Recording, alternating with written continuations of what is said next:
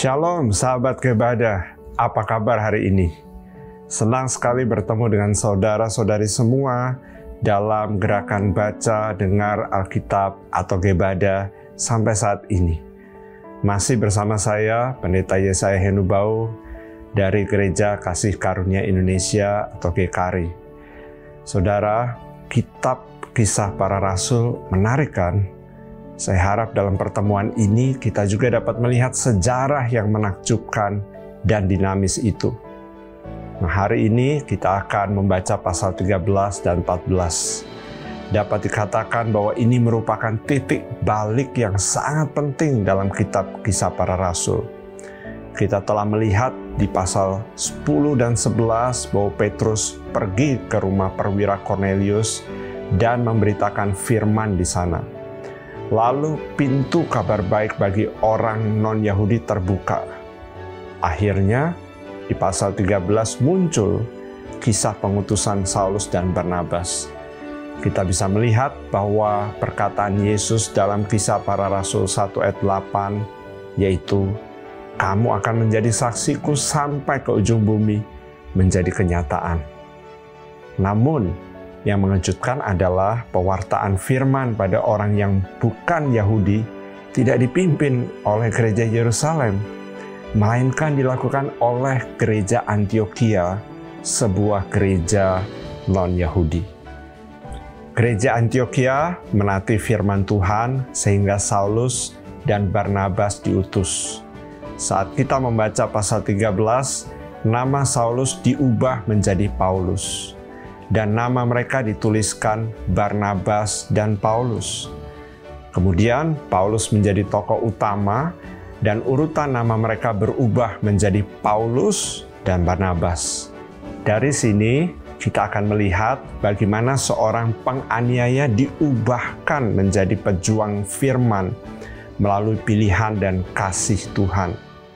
Jadi, perjalanan pewartaan firman pertama Paulus dimulai di pasal 13. Yang pertama, dimulai dari melintasi Pulau Siprus yang berlanjut ke Asia Kecil. Salah satu daerah pusat pewartaan firman adalah Antiokhia di Pisidia. Saudara, kita perlu membedakan antara Antiokhia Pisidia dan Antiokhia Syria. Ada dua Antiokhia dalam kitab Kisah Para Rasul ini. Antiokhia tempat Paulus dan Barnabas diutus adalah Antiokhia Syria. Sedangkan Antiokhia yang muncul pada perjalanan pelayanan Paulus yang pertama adalah Antiokhia Pisidia. Mereka mewartakan firman di Antiokhia Pisidia, tetapi orang Yahudi menganiaya mereka. Jadi setelah melewati Antiokhia Pisidia, mereka pindah ke suatu tempat bernama Ikonium dan memberitakan firman di sana. Jika kita lanjut ke pasal 14, kita bisa melihat mereka memberitakan Injil di Derbe dan Listra. Secara khusus di Listra, dicatat bahwa mereka menyembuhkan orang lumpuh. Karena itu, Paulus dan Barnabas tiba-tiba dihormati seperti dewa. Tetapi mereka berdua mengembalikan segala kemuliaan kepada Tuhan. Setelah itu, orang-orang Yahudi dari Antiokhia Pisidia datang ke Listra dan melempari Paulus dan Barnabas dengan batu. Mereka menyeret Paulus keluar kota karena mengira Paulus sudah mati. Tetapi Paulus sebenarnya masih hidup. Namun, setelah dilempari batu, seharusnya Paulus tidak ingin kembali ke daerah itu. Tapi Paulus justru malah kembali ke Listra. Ia pergi dan memperoleh banyak murid. Lalu mereka berdua kembali ke Antiokhia. Di sana mereka beristirahat dan mempersiapkan perjalanan berikutnya. Di tempat itulah mereka diserahkan kepada anugerah Allah untuk pekerjaan yang telah mereka selesaikan. Dan saat itu transportasi Romawi mulai berkembang hingga muncul ungkapan banyak jalan menuju Roma. Jalur itulah yang digunakan untuk menyebarkan kabar baik. Dan dengan cara inilah kabar baik menyebar ke seluruh Roma. Ini adalah pekerjaan Tuhan.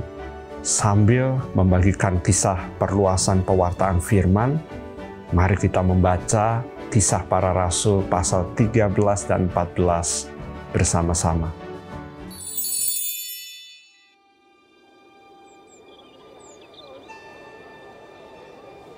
Pada waktu itu dalam jemaat di Antiokhia ada beberapa nabi dan pengajar, yaitu Barnabas dan Simeon yang disebut Niger, dan Lukius orang Kirene, dan Menahem yang diasuh bersama dengan Raja wilayah Herodes dan Saulus. Pada suatu hari ketika mereka beribadah kepada Tuhan dan berpuasa, berkatalah Roh Kudus, "Khususkanlah Barnabas dan Saulus bagiku untuk tugas yang telah kutentukan bagi mereka." Maka berpuasa dan berdoalah mereka. Dan setelah meletakkan tangan ke atas kedua orang itu, mereka membiarkan keduanya pergi. Oleh karena disuruh Roh Kudus, Barnabas dan Saulus berangkat ke Seleukia, dan dari situ mereka berlayar ke Siprus.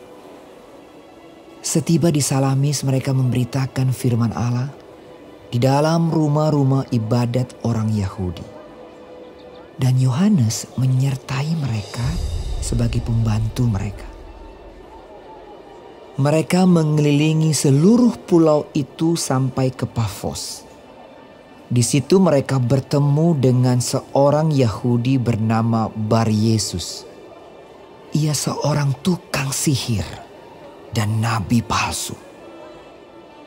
Ia adalah kawan gubernur pulau itu, Sergius Paulus, yang adalah orang cerdas.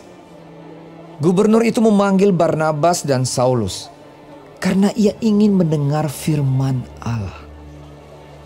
Tetapi Elimas, demikianlah namanya dalam bahasa Yunani, tukang sihir itu, menghalang-halangi mereka dan berusaha membelokkan gubernur itu dari imannya.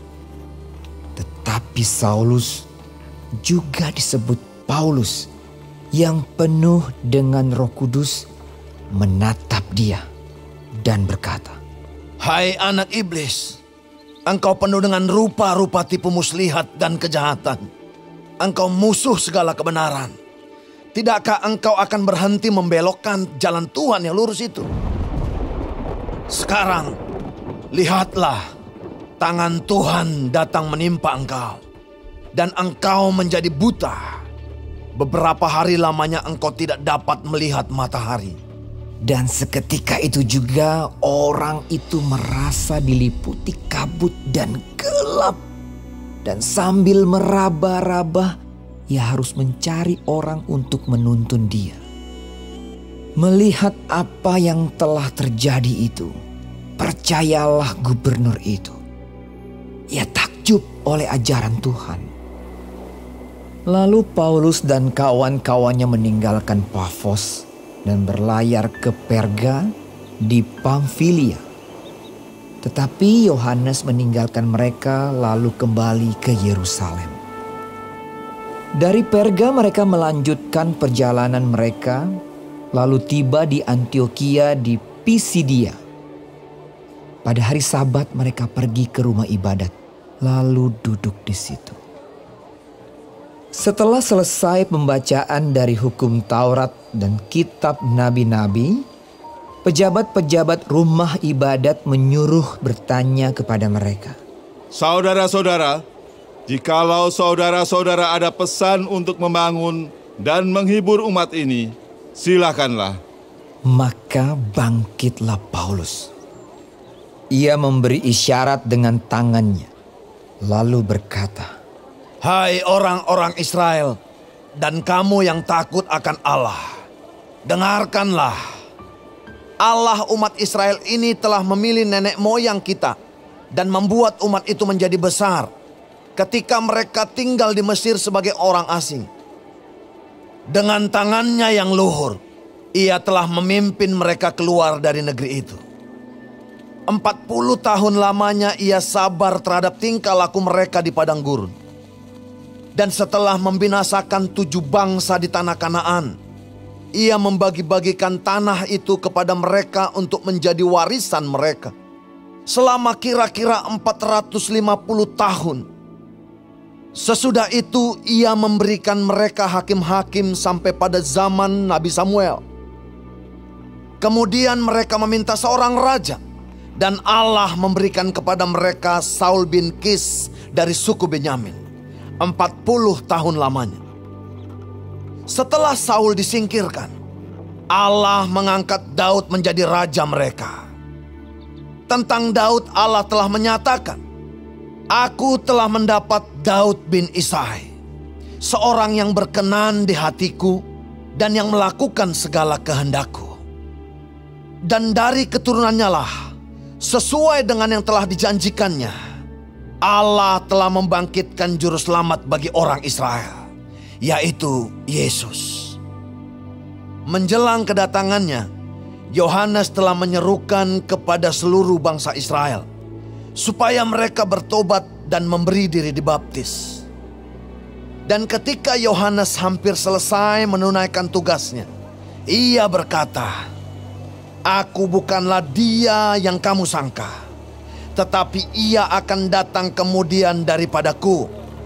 Membuka kasut dari kakinya pun aku tidak layak. Hai saudara-saudaraku, baik yang termasuk keturunan Abraham maupun yang takut akan Allah, kabar keselamatan itu sudah disampaikan kepada kita. Sebab penduduk Yerusalem dan pemimpin-pemimpinnya tidak mengakui Yesus. Dengan menjatuhkan hukuman mati atas dia, mereka menggenapi perkataan nabi-nabi yang dibacakan setiap hari Sabat. Dan meskipun mereka tidak menemukan sesuatu yang dapat menjadi alasan untuk hukuman mati itu, namun mereka telah meminta kepada Pilatus supaya ia dibunuh. Dan setelah mereka menggenapi segala sesuatu yang ada tertulis tentang dia, mereka menurunkan dia dari kayu salib, lalu membaringkannya di dalam kubur. Tetapi Allah membangkitkan dia dari antara orang mati. Dan selama beberapa waktu ia menampakkan diri kepada mereka yang mengikuti dia dari Galilea ke Yerusalem. Mereka itulah yang sekarang menjadi saksinya bagi umat ini.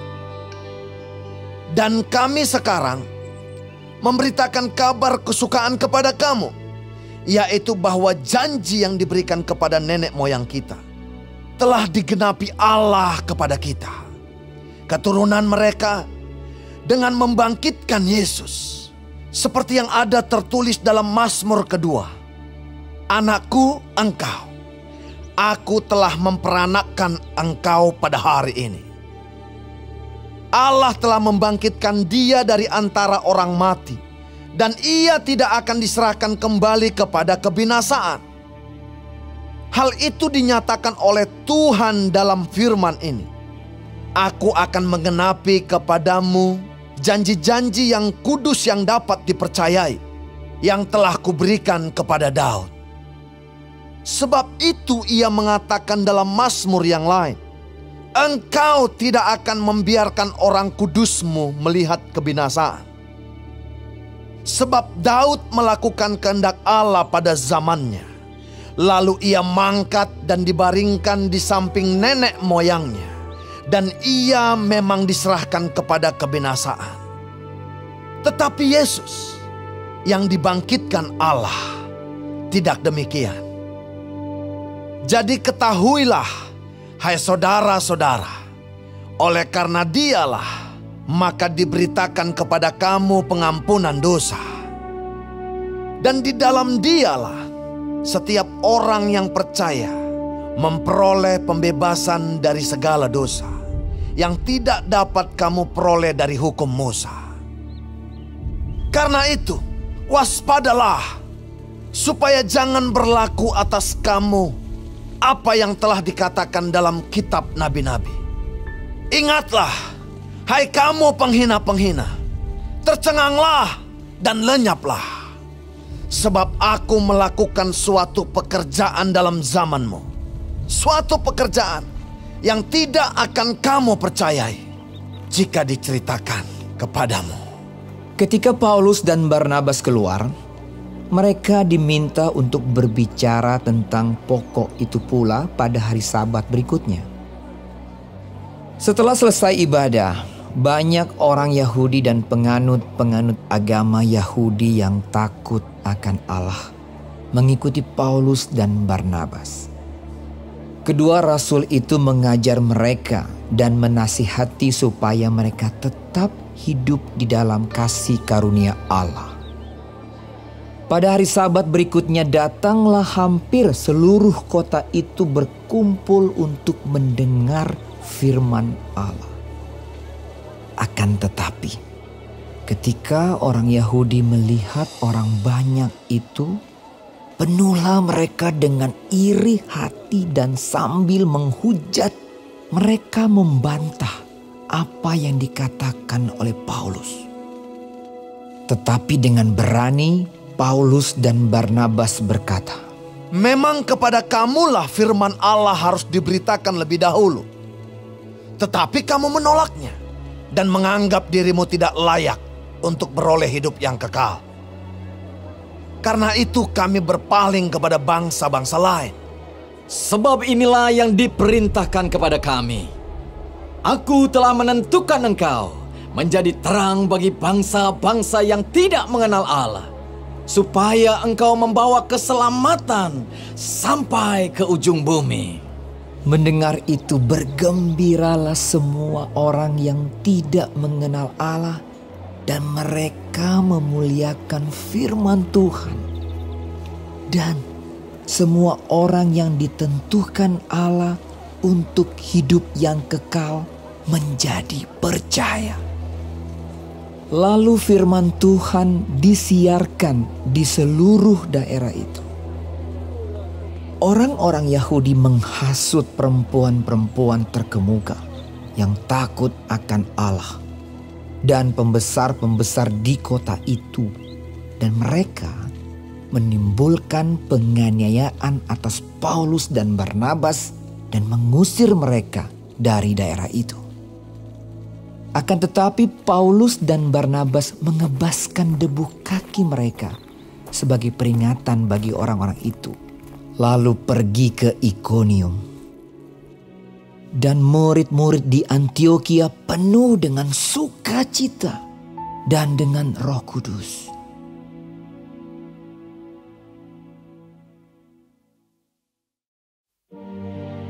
Di Ikonium pun kedua rasul itu masuk ke rumah ibadat orang Yahudi, lalu mengajar sedemikian rupa, sehingga sejumlah besar orang Yahudi dan orang Yunani menjadi percaya.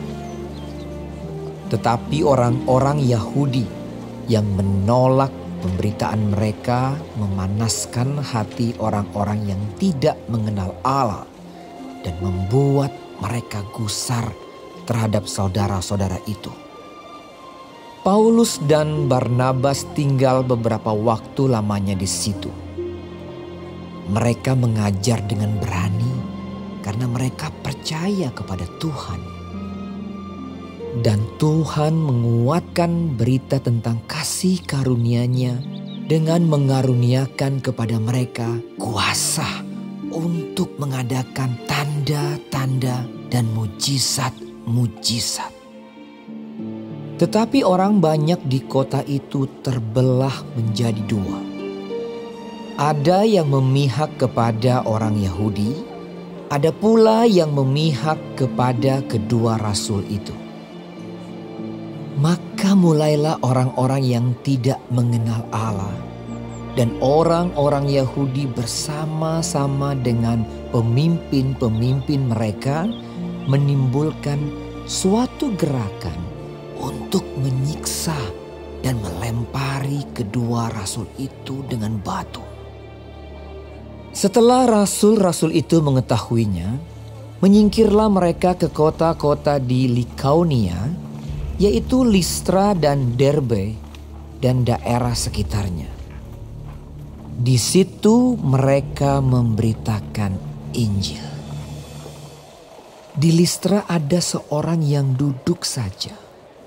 Karena lemah kakinya dan lumpuh sejak ia dilahirkan dan belum pernah dapat berjalan.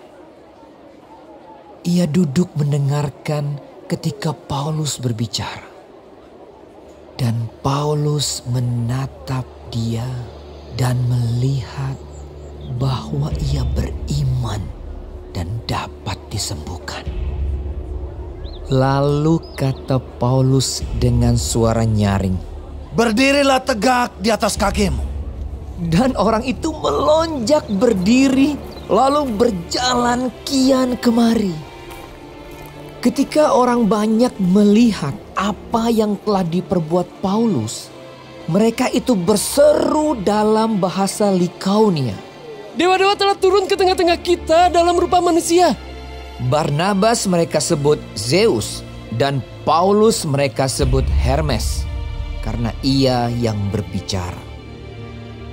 Maka datanglah imam dewa Zeus yang kuilnya terletak di luar kota, membawa lembu-lembu jantan dan karangan-karangan bunga ke pintu gerbang kota untuk mempersembahkan korban bersama-sama dengan orang banyak kepada rasul-rasul itu. Mendengar itu Barnabas dan Paulus mengoyakkan pakaian mereka, lalu terjun ke tengah-tengah orang banyak itu sambil berseru, "Hai kamu sekalian, mengapa kamu berbuat demikian? Kami ini adalah manusia biasa, sama seperti kamu. Kami ada di sini untuk memberitakan Injil kepada kamu, supaya kamu meninggalkan perbuatan sia-sia ini dan berbalik kepada Allah yang hidup, yang telah menjadikan langit dan bumi, laut dan segala isinya. Dalam zaman yang lampau, Allah membiarkan semua bangsa menuruti jalannya masing-masing. Namun ia bukan tidak menyatakan dirinya dengan berbagai-bagai kebajikan, yaitu dengan menurunkan hujan dari langit dan dengan memberikan musim-musim subur bagi kamu. Ia memuaskan hatimu dengan makanan dan kegembiraan." Walaupun rasul-rasul itu berkata demikian, namun hampir-hampir tidak dapat mereka mencegah orang banyak mempersembahkan korban kepada mereka. Tetapi datanglah orang-orang Yahudi dari Antiokhia dan Ikonium, dan mereka membujuk orang banyak itu memihak mereka. Lalu mereka melempari Paulus dengan batu dan menyeretnya keluar kota, karena mereka menyangka bahwa ia telah mati. Akan tetapi, ketika murid-murid itu berdiri mengelilingi dia, bangkitlah ia lalu masuk ke dalam kota. Keesokan harinya, berangkatlah ia bersama-sama dengan Barnabas ke Derbe. Paulus dan Barnabas memberitakan Injil di kota itu dan memperoleh banyak murid. Lalu kembalilah mereka ke Listra, Ikonium, dan Antiokhia. Di tempat itu mereka menguatkan hati murid-murid itu dan menasihati mereka supaya mereka bertekun di dalam iman dan mengatakan bahwa untuk masuk ke dalam kerajaan Allah kita harus mengalami banyak sengsara. Di tiap-tiap jemaat rasul-rasul itu menetapkan penatua-penatua bagi jemaat itu, dan setelah berdoa dan berpuasa, mereka menyerahkan penatua-penatua itu kepada Tuhan yang adalah sumber kepercayaan mereka. Mereka menjelajah seluruh Pisidia dan tiba di Pamfilia. Di situ mereka memberitakan firman di Perga, lalu pergi ke Atalia di pantai. Dari situ berlayarlah mereka ke Antiokhia. Di tempat itulah mereka dahulu diserahkan kepada kasih karunia Allah untuk memulai pekerjaan yang telah mereka selesaikan. Setibanya di situ mereka memanggil jemaat berkumpul. Lalu mereka menceritakan segala sesuatu yang Allah lakukan dengan perantaraan mereka. Dan bahwa ia telah membuka pintu bagi bangsa-bangsa lain kepada iman. Di situ mereka lama tinggal bersama-sama dengan murid-murid itu.